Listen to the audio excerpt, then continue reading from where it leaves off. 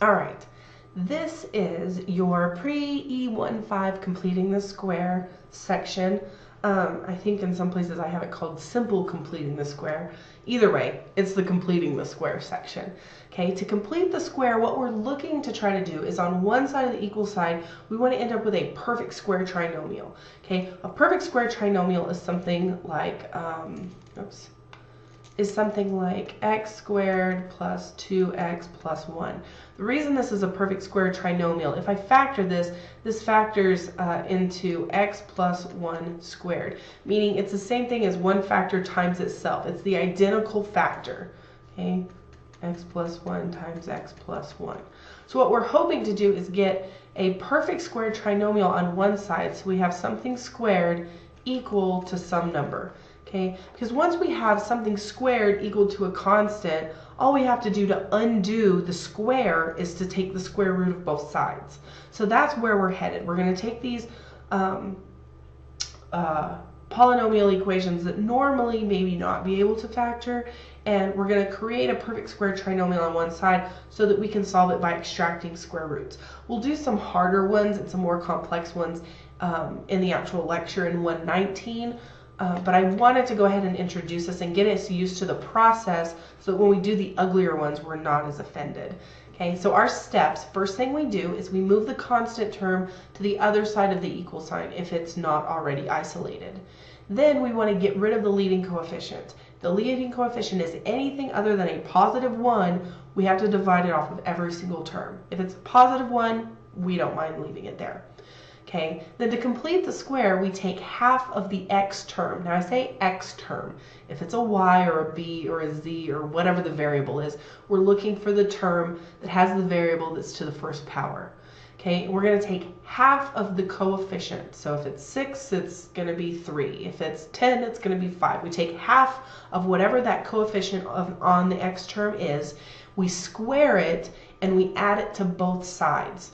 Okay, once we do that, on one side, that will create our perfect square trinomial.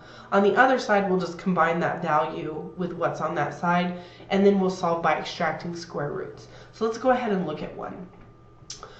First one, we want to go ahead, and it says express your solution as exact answers. That means we do not want decimals on these. So if we end up with radical solutions, we want to simplify it and write our answer with simplified radicals.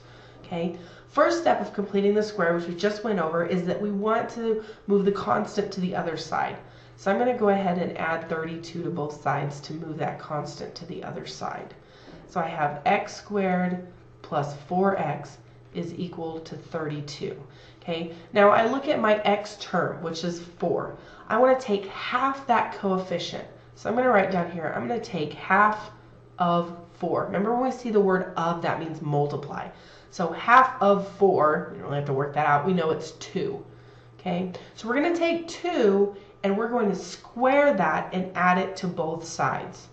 So I'm going to add 2 squared to both sides.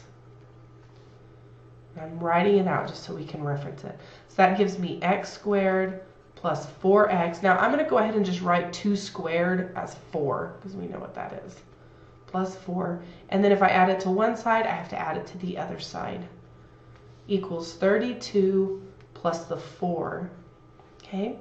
Now notice on the right hand side what we have over here is x squared plus 4x plus 4, which is a perfect square trinomial. If we factor this using sum product, okay, notice we would need something that sums. If we factor this using sum product, our sum would be 4, our product would be 4. So we need something that multiplies the 4 and adds the 4, which would be positive 2 and positive 2. So this is a perfect square trinomial because when I factor this guy, it's going to factor into x plus 2 times x plus 2, okay? Which then we can write as x plus 2 quantity squared. And then on the other side, I just want to combine my 32 and my 4, which gives me 36. And now this is something that we can solve by extracting square roots.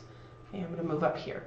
So I have x plus 2 quantity squared is equal to 36. To get rid of a square, I take the square root of both sides. So I'm going to take the square root of x plus 2 squared equals, remember when we take the square root, we have to do plus or minus. So plus or minus the square root of 36. So that leaves me with x plus 2 is equal to plus or minus 6. And then I just solve it. Since I have a plus or minus, I'm going to get two solutions. So I subtract 2. So this tells me that x is equal to negative 2 plus or minus 6. And then I just work out the two cases. If I do negative 2 plus 6, I get positive 4. If I do negative 2 minus 6, I get negative 8. So those are my two solutions. Okay? So let's look at another one. Again, isolate, get the constant on the other side, take half the x term, square it, add it to both sides, create the perfect square trinomial, factor it, and then just extract square roots. Okay? Let's look at another one.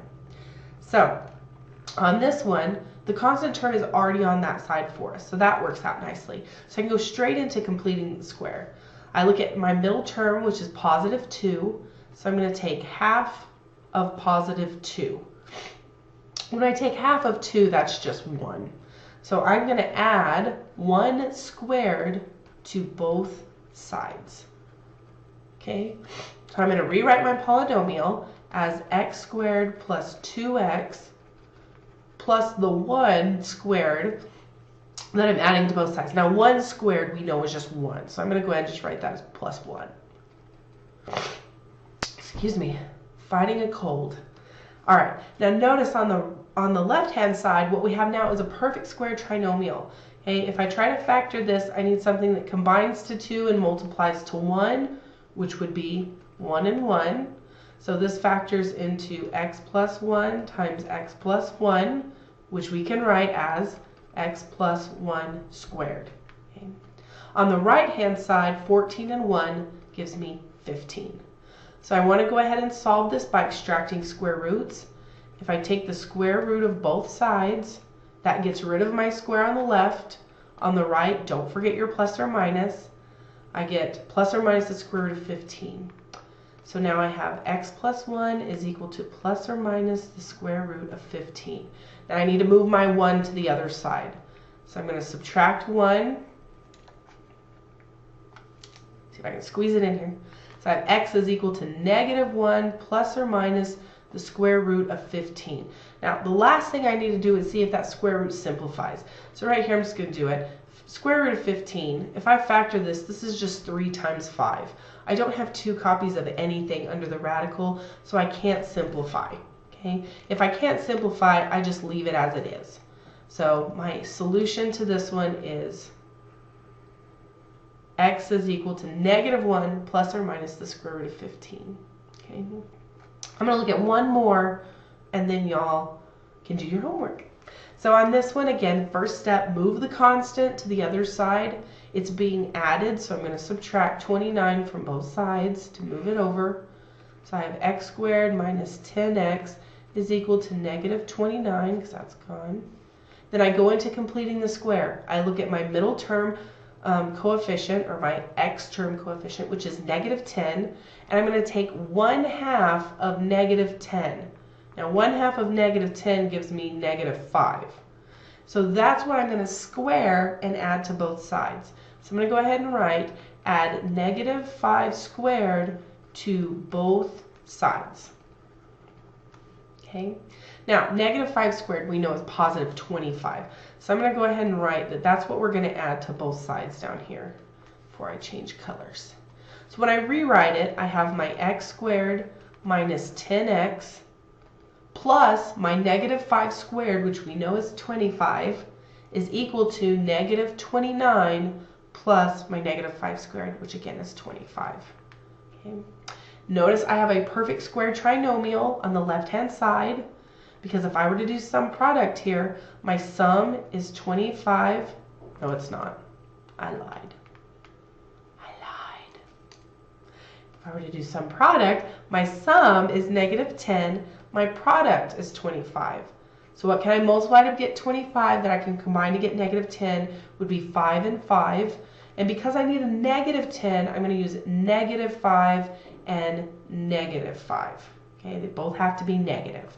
So that means this factors into x minus 5 times x minus 5, which we can write as x minus 5 quantity squared. And then on the other side of the equal sign, if I simplify, negative 29 plus 25 leaves me with negative 4. Okay. Then I want to go ahead and solve this by extracting square roots. So if I take the square root of this side, the square and the square root cancel. Don't forget your plus or minus on the right hand side, and I get the square root of negative 4. Okay. So that leaves me with x minus 5 is equal to plus or minus. Now remember, anytime you have a negative underneath a radical, okay, the square root of negative 1 is equal to I. So I bring out that I for the negative, and the square root of 4 is 2. So I end up with plus or minus 2I. And then I just have to solve for x. So I'm going to go ahead and add 5 to both sides. I don't know why I left those parentheses on there. We don't need those anymore. So that leaves me with x is equal to 5 plus or minus 2I. And we just leave it like that. Okay. So that's the basic idea of completing the square. You should now be able to do your Pre-E1.5 completing the square quiz. Again, there is a worksheet on the next couple of pages if you want some extra practice, but you are not required to do it as a grade. Okay?